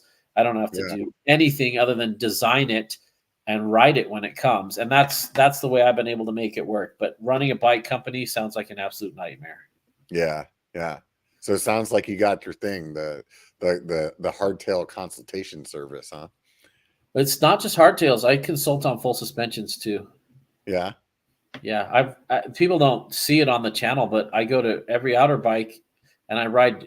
I've ridden 90% of the full suspensions out there as well, and you know, it's a confusing world, especially if you don't have a bike shop or you're new to the channel. You know, you're new to the sport, and you come in and you're like, you don't know what a threaded bottom bracket is, or Yeah. if I've steered so many people away from their $1,100 bike with quick releases still that don't have through axles, and they never would have known that if they hadn't Yeah. joined the consultation service. Yeah, no, there's a lot of information. I think for me, there's so much of it that I take for granted because I've been in this, like, I've always been into bikes. You know what I mean? So like even as a kid, my knowledge of like the bike was way more than probably most for my friends, you know, Right. like dude, I could take the whole thing apart and put it back together again, you know, and other kids were like, yeah, my dad changes my tires. You know, Uh-huh. it's like, Right. Right. what are you talking about? You know, Right. they do that. Yeah, and so I'm super fortunate. I don't mention the money to complain. I'm super fortunate. I get to play and get paid for it. There's a lot of work that goes into it that people don't see, but it's because of wonderful people that support it and see value in what I'm doing. And it kind of took me taking the leap to leave corporate America and make this my full time job to make it work. I wouldn't have been invested enough. I wouldn't have been forced to make it work to pay the bills, and I'm in a good place, and hopefully this new channel is able to help me keep paying the bills. I'm never going to have a Tesla Cybertruck. I'll never retire rich, but I will have a happy life, and my family will have their needs paid for. I think never is a strong word, man. I wouldn't use it, dude, because I feel like, dude, you never know, man. This could be, you could be, Big Brain Party could be the next pink bike, dude. Well, you're very kind. I appreciate your kindness. I'm open to that, but I'm also realistic. So, if everything turned around health wise, Yeah, and you had like one place that you could go ride, where would you go? Sedona.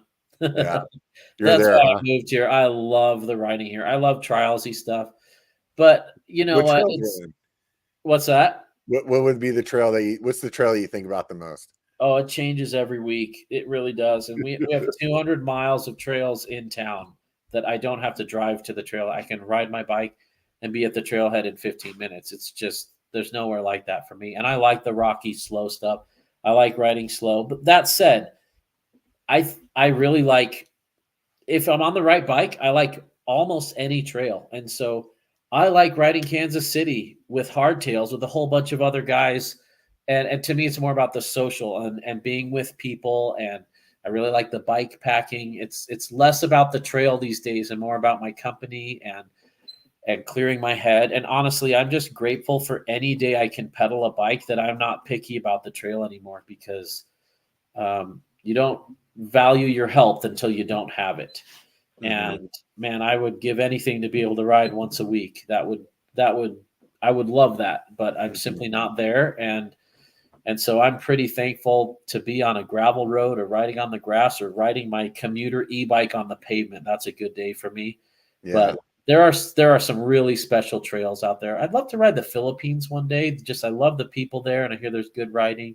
I'd like to yeah, do more international stuff. I'd like to ride in Israel, not right now, but later. And yeah, yeah, yeah. There's definitely the international. There's a lot of international stuff that looks pretty rad, and BKXC's got a good Rolodex of videos over there to give you a little taste of it, and you're like, oh, that looks interesting. That looks interesting. So yeah, yeah, I think for me, it's like every time you go somewhere new, regardless of if it's international or not, it's just like different. It's just so different. Like every place is different, and that's like such a like obvious statement, but it's the part that's, you know, the first time you ride a trail, you only get to do that once, you know, and it's just so much fun coming around that corner and not knowing what's up or seeing that beautiful view or like getting to the top of that climb and being like, oh my God, I made it. Like, and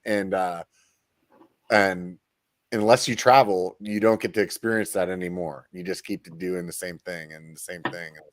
So like the travel for me is like every time that I travel and ride, I get that feeling again. And it's that feeling feels great, you know? That's awesome. Yeah, like I'd say I'm probably in the top 15% of people who ride in Sedona. And then I go to Bellingham, I'm in the bottom 5%. Like that was so humbling, the level of riders at Bellingham. And I just don't ride that terrain very well. Yeah. And so it is fun, like showing up to a new zone and just being totally humbled and being like, I don't know how to ride this. And it's exciting to figure it out. Yeah. Yeah. Yeah. It's definitely interesting. Um, I think the riding that you guys have down there in Sedona is definitely makes you technically a like very good rider because the control that you need to have to ride that kind of stuff. Yeah. And that's what I like. In 25 years of riding, I've broken one bone and it was my pinky. And I like riding slow and doing hard things that are challenging that aren't death defying. And Uh-huh. so, like, I have the skills to ride white line, but I won't ride it because the risk is so high. But riding tricky, technical, steppy trails slow, to me, it's like rock crawling in Jeeps. It's like a puzzle, and it's kind of like rock climbing in real life, up with your hands and feet.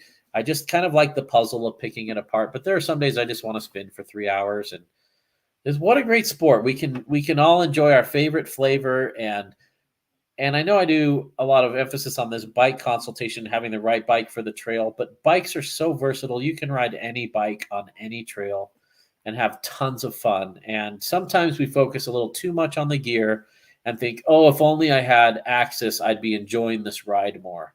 Yeah. And this is a reminder that having health and being able to pedal and be out there is a true gift and a blessing. And don't take it for granted. And try to be happy with the equipment that you have because it gets you out there and it's helping you make Yeah. memories. And I yeah, always it's tell fun to geek out, but it's just gear.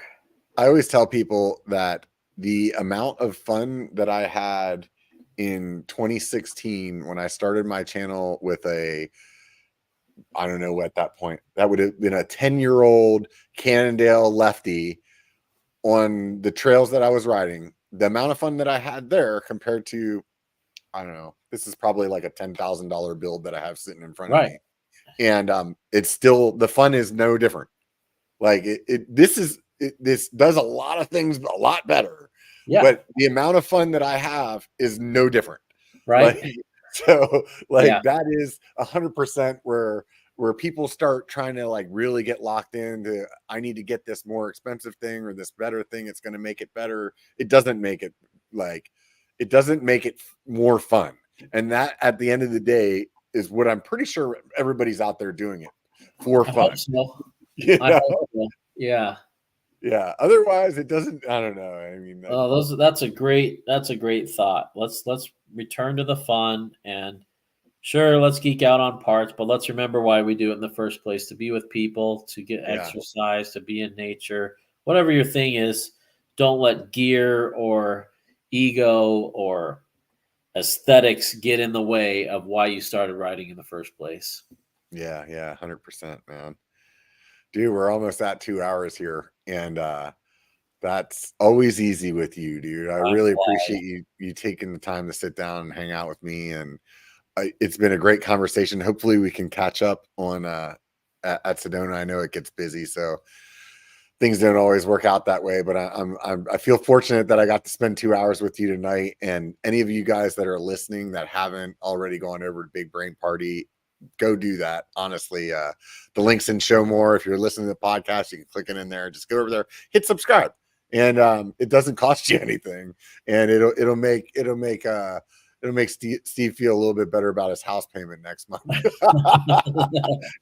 Always a pleasure to be on your channel, Robert. You're a lifelong friend, and I love what you're doing. And kudos to you for just pushing forward. And man, having a job and running this and keeping the momentum going, kudos. That is no small task, and you make the world a better place with your podcast. Oh, Thank you, thanks, Robert. man. Dude, I totally appreciate that. So before you take off, I know that you've been having a lot more downtime, so you definitely got to be watching more YouTube. What channels are you into lately? I don't watch YouTube. Oh, well, What? maybe a couple RC channels. No, it feels like work.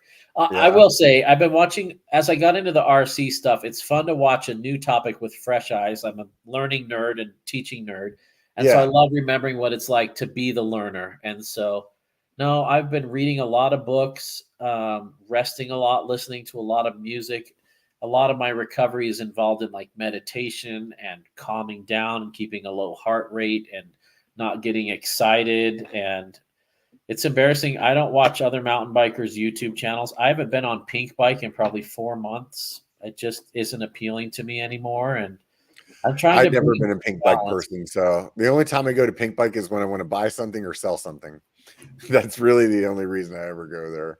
Yeah. Yeah. I wish I had some cool stuff to turn you on to, but no, I've just been spending a lot of time with my family and reading a lot of books, doing a lot of Well, emotional I was therapy thinking you were work. going to tell me about some rad RC channels or something like that. So it didn't have to be bikes. So Okay, there's one. He's West Desert Wheeler is his name, and he's a world class pilot of the RC cars, and it's fun watching where he can pilot a 4x4 rock crawler. yeah. I am afraid to buy one of those things because I like I said plenty of times before, I hyper focus on shit and it'll be like that'll be my life for like That's for how it's like been for me, and I can't.